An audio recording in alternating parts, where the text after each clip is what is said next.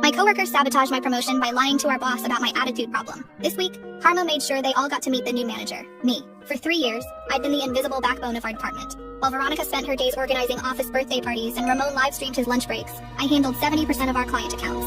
I never complained when they dumped their overflow work on my desk at 4:55 p.m. Never mentioned how I'd saved the Peterson contract when Ramon forgot to file the renewal paperwork. I thought professionalism would speak for itself. When the senior manager position opened, I knew I had it. My performance reviews were flawless. My client retention rate was 94%. I brought in $2.3 million in new business last quarter alone. The morning of my interview, Veronica stopped by my desk. "Good luck today," she said, her smile too wide. "We're all rooting for you." The interview went perfectly. I presented my 5-year growth strategy, showed the revenue projections, even had testimonials from our biggest clients. 3 days later, our boss Harold called me in. "I'm afraid we're going with an external candidate," he said, not meeting my eyes. I kept my voice steady. "May I ask why?" He shifted uncomfortably. "There have been concerns about your ability to collaborate. Multiple team members reported that you're difficult to work with." That night, I found out the truth. Our IT guy Dimitri owed me a favor. He pulled the emails, 7 complaints submitted the day before my interview, all using identical phrases about my hostile work environment and aggressive communication style. Veronica had organized it. Ramon, Bethany, Curtis, and 3 others I'd covered for countless times. They'd even created a group chat called Operation Roadblock.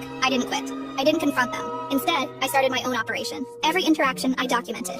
Every task they dodged, I tracked. When Veronica took credit for my Thompson presentation, I had the original file's timestamp. When Ramon missed the quarterly deadline and blamed it on me not sending reminder emails, I had the delivery receipts. More importantly, I started having coffee with Harold's boss, Director Morrison, who worked 2 floors up.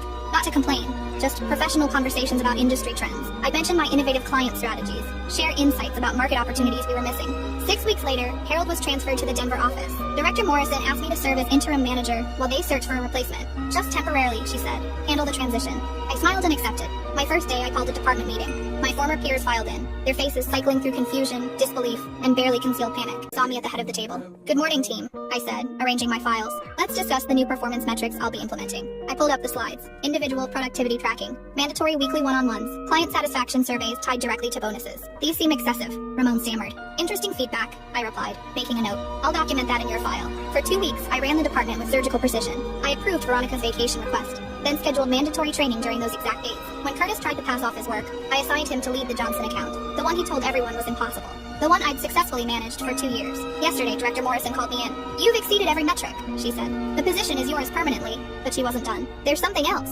We're restructuring. Your department will merge with analytics. Triple the staff, quadruple the budget." She slid a folder across her desk. "Choose who stays, choose who goes." Inside were personnel files for both departments.